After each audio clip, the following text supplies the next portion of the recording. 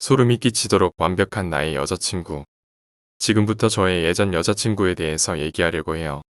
얼굴도 이쁘고 성격도 좋고 나무랄 데 없는 저에게는 완벽한 여자친구였죠.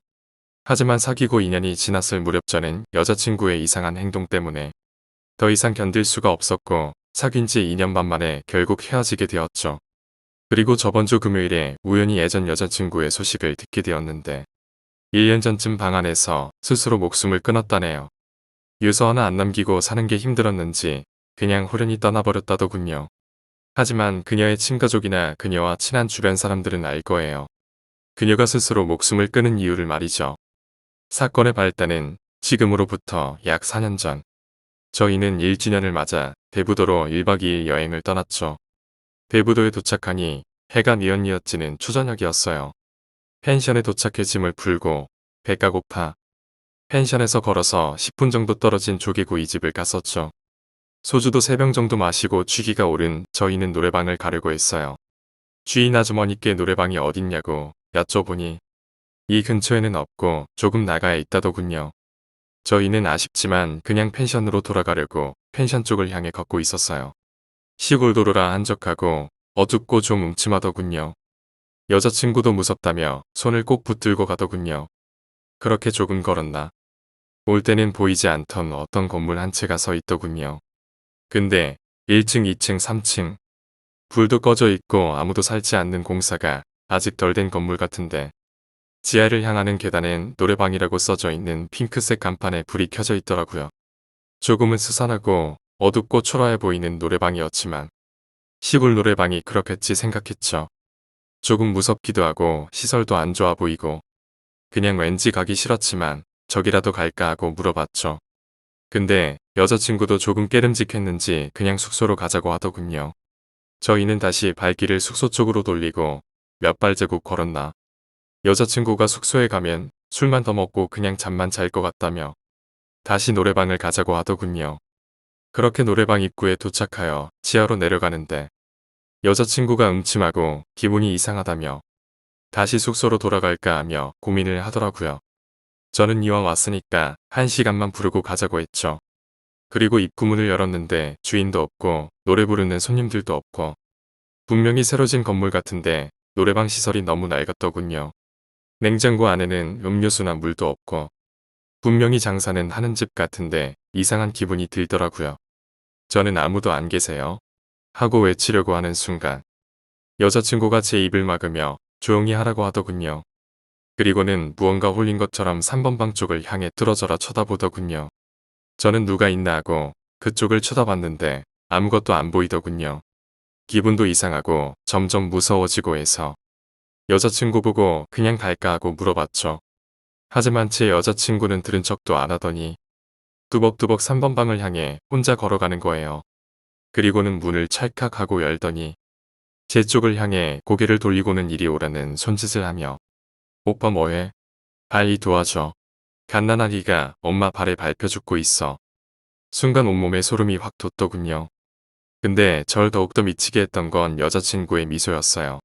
진짜든 가짜든 엄마 발에 밟혀 죽는 아이가 있다면 놀래는 얼굴이거나 당황해야 정상인데 너무나도 차분한 모습으로 저를 바라보더니 입꼬리를 씩 하고 올리고는 미소를 띄우던 그 모습이 절 미치게 만들더군요. 저는 장난치지 말라며 빨리 숙소로 가자고 짜증을 냈죠.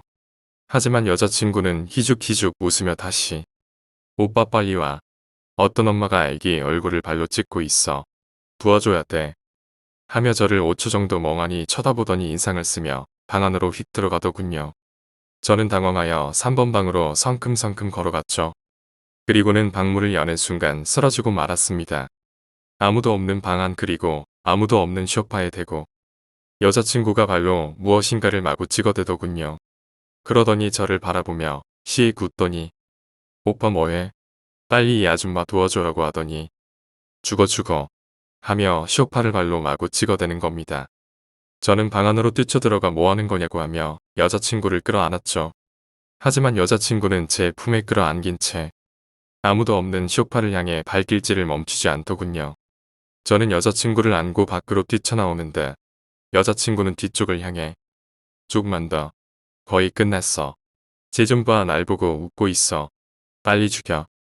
저는 몸부림치는 여자친구를 안고 온 힘을 다해 노래방을 나왔죠. 그렇게 광분을 하던 여자친구는 노래방에 나오자마자 스르르 힘이 풀리며 땅바닥에 주저앉더군요. 쓰러져 있는 여자친구를 다시 업고는 저는 숙소를 향해 달렸어요. 숙소에 도착해 여자친구를 침대에 눕혔고 정신을 잃은 여자친구는 몇 분 후 평온한 얼굴로 깨더니 무슨 일이 있었냐며 저를 물끄러미 바라보더군요. 여자친구는 아무것도 기억을 못하더군요. 자기가 언제부터 잤냐며 저보고 안 자고 앉아서 뭐하냐고 물어보더군요. 아무것도 기억이 안 난다던 여자친구. 그렇게 저희는 여행을 다녀왔고 그 뒤로 저는 한동안 그 공포에서 헤어나올 수가 없었죠. 한동안 여자친구를 만나면 계속 그 섬뜩한 미소와 알 수 없던 행동이 떠올랐고 여자친구는 정말 기억을 못하는 건지 정말 아무렇지 않은 듯 예전과 똑같았죠. 그렇게 몇 개월이 지나고 여행 때 겪었던 그 일들도 자연스럽게 기억 속에 묻혀져 갔죠. 그리고 그 뒤로 여자친구는 이상한 행동을 보인 적도 없고 평상시와 똑같았으니깐요. 근데 지금 와서 가만히 생각해보면 여자친구는 하루가 다르게 야위어 가고 있었죠. 처음에는 매일 다이어트 하며 살던 여자친구였기에 다이어트를 열심히 하나보다 하고 생각했죠. 그런 어느 날 여자친구를 오랜만에 보게 되었는데 얼굴은 못 먹은 거지마냥 살이 하나도 없고 입술은 다 갈라져 피가 맺혀 있고 저는 너무 안쓰러워 얘기했죠. 너 다이어트 너무 심하게 하는 거 아냐? 추운 겨울날 맨날 밖에서 그렇게 뛰어다니니까 입술도 다 갈라지지. 이제 말이다 못해 완전 아프리카에서 온 사람 같아. 여자친구는 절 보고 한 번씩 웃더니 머뭇머뭇거리다 얘기를 하더군요. 우리 그때 1주년 기념 여행 갔다 온 이후로 나 자꾸 악몽 꾸고 가위 눌리고 그래. 사실 알고 보니 여자친구가 살이 빠진 이유는 일주일에 한두 번씩 겪는 악몽과 가위 때문이더군요. 저는 걱정스럽기도 하고 한편으로는 무슨 악몽을 꾸나 궁금해서 그 내용을 물어보고는 순간 잊어버렸던 그 기억들이 떠오르더군요. 꿈에서 내가 막 어떤 갓난애기 얼굴을 발로 짓밟고 죽으라고 소리 지르고 근데 내가 그러고 있으면 어떤 여자가 내 뒤에 서서 쳐다보고 있는데 얼굴은 잘 안 보이는데 그 어둠 사이로 그 여자 입이 올라가고 웃고 있는 게 보여. 근데 나도 그렇게 그 아기를 짓밟으면서 그 여자를 보고 같이 웃는데 순간 등에서 식은땀이 흐르고 온몸에 소름이 돋더군요. 그렇게 꿈에서 깨고 다시 잠이 들 때쯤이면 가위에 눌려 방문이 스르르 열리고 잠깐 동안 날 지켜보는 것 같더니 빠른 발걸음으로 나한테 다가와 그리고는 내 배 위에 올라와서 잠시 동안 서 있어. 그 순간 얼굴은 안 보이는데 날 노려보고 있다는 느낌은 확실해. 여자친구는 공포에 질린 얼굴이었죠. 바르르르 떨지만 눈물은 흘리지 않더군요. 그렇게 노려보고 있다가 모르고 중얼중얼거리면서 내 배 위에서 쿵쿵쿵 뛰기 시작해. 근데 안 보이던 얼굴이 그렇게 뛰기 시작해서 조금 높이 올라가게 되면 창문에 비춰지는 가로등 불빛 때문에 얼굴이 보인다. 내가 짓밟던 아기의 얼굴이. 처음에는 작은 목소리로 중얼거리던 목소리가 나중에는 조금씩 크게 들리고 내 귀에다 대고 속삭여. 걔네나 숨 쉬지 마. 악몽과 가위에 시달리며 날이 갈수록 여자친구의 몸 상태는 더욱더 악화가 되었죠. 1주년 여행 이후 여자친구는 계속 아기 귀신이 보였고 정체 모를 여인의 모습이 제 여자친구를 조금씩 죽음의 문턱으로 데리고 가는 것 같았죠. 결국 다니던 회사도 그만두게 되었고 병원도 들락날락 해보았지만 아무런 효과도 없었어요. 아니, 이제 와서 생각해보면 여자친구도 그 공포를 즐기는 듯 싶었어요. 그 공포 속에서도 여자친구는 알 수 없는 미소를 보였으니깐요. 그렇게 건강이 호전될 기미도 안 보이고 회사도 그만두고 여자친구는 고향에 계신 부모님께 내려간다고 하더라고요. 여자친구가 고향에 내려가기 전 일주일 동안만 짐 싼 것도 도와주고 조금이나마 힘이 돼주고 싶어. 저도 저희 부모님께 허락을 받고 여자친구 집에서 잠시 머물 때였죠. 정말 이 일주일은 제 인생에 있어서 가장 큰 공포의 순간이었고 여러분들은 절 겁쟁이라 욕할지 모르시겠지만 전 일주일 후 정말 여자친구를 떠날 수밖에 없었어요. 공포의 시작은 아마 둘째 날부터였을 거예요. 전 퇴근을 하고 허약해진 여자친구를 위해 몸에 좋은 음식들을 잔뜩 싸들고는 여자친구 오피스텔에 도착해 계단을 걸어 올라가려고 했죠. 5층으로 던 오피스텔이었고 여자친구 집은 4층이었죠. 입구에 도착해서 1층 계단을 반쯤 올라갔을까 여자친구 목소리가 들리더군요. 전 여자친구가 제가 온 줄 알고 복도에서 마중 나와 있는 줄 알고 설레이는 마음에 좀 더 빠른 걸음으로 올라갔죠. 근데 3층쯤 도착했는데 여자친구가 갑자기 킥킥킥킥 하고 소름 끼치는 웃음소리를 내더군요. 그러더니 찢어지는 듯한 목소리로 오빠도 같이 오네 하면서 갑자기 쿵쿵쿵 소리를 내며 제가 있는 곳을 향해 맨발로 고함을 지르며 내려오더군요. 그리고는 저를 보자마자 제 뺨을 짝 하고 때리며 흰 눈이 다 보이도록 저를 째려보더니 너 죽고 싶어? 애기는 기어 올라오는데 너 뭐하는 거야? 하며 소리를 치더군요. 전 너무 무서웠지만 침착하고 숨을 한번 고르고 도대체 왜 그러냐고 정신 좀 차리라고 여자친구 어깨를 잡고 흔들었죠. 하지만 여자친구는 제 말은 아랑곳하지 않고 갑자기 버럭 소리를 지르며 도대체 저 여자는 누구야? 저리 좀 꺼져라고 하며 제가 싸온 음식들을 제 뒤쪽을 향해 집어던지더군요. 소란스러웠는지 3층에 사시던 아저씨 한 분이 나오셔서 그날 일은 겨우 진정이 되었죠. 하루는 여자친구와 영화를 다운받아 보려고 했죠. 나란히 의자에 앉아 영화를 클릭했고 영화가 시작되려고 컴퓨터 화면이 살짝 시꺼매졌을 때 화면에 여자친구가 눈을 천장 위로 치켜뜨고는 머리를 쥐어뜯고 있는 모습이 비치는 순간 전 너무 놀라 자리에서 벌떡 일어났고 뭐하는 거냐고 소리쳤죠. 여자친구는 죽여버려 하며 부엌으로 달려가 식칼을 가져오더니 아무도 없는 천장에 대고는 난도질을 하더군요. 전 빨리 식칼을 빼앗아 들어 침대 위로 던지고 여자친구를 껴안아 진정시켰죠. 여자친구는 분노가 가시지 않은 목소리로 그때 노래방에서 죽였으면 아무 일 없었잖아 하는 게 아니겠습니까? 기억이 안 난다고 했는데 제 여자친구는 기억을 하고 있었어요. 그렇게 증세가 더 심해졌고 매일 밤 악몽과 가위에 시달렸고 점점 지쳐가던 어느 비 오는 날이었어요. 그날은 여자친구가 잠깐 회사 사람 좀 만나고 온다고 했죠. 전 여자친구가 올 때까지 기다리다 그만 잠이 들었고 몇 시간쯤 잤을까. 잠을 자고 있는데 탁탁탁탁 하는 이상한 소리가 들리고 깨림직하고 이상한 기분이 들며 잠에서 살짝 깼죠. 방 안은 시커먼 어둠 속이었지만 저는 여자친구의 행동을 보고는 억소리도 못 내고 가만히 누워있을 수밖에 없었어요. 여자친구는 벌거벗은 채 실성한 사람처럼 웃으며 네 발로 방바닥을 이리저리 기어다니고 있었어요. 무언가를 잡으려고 하다가 잠시 뒤춤하더니 갑자기 다다다닥 소리와 함께 방문을 빠져나가면서 소리치더군요.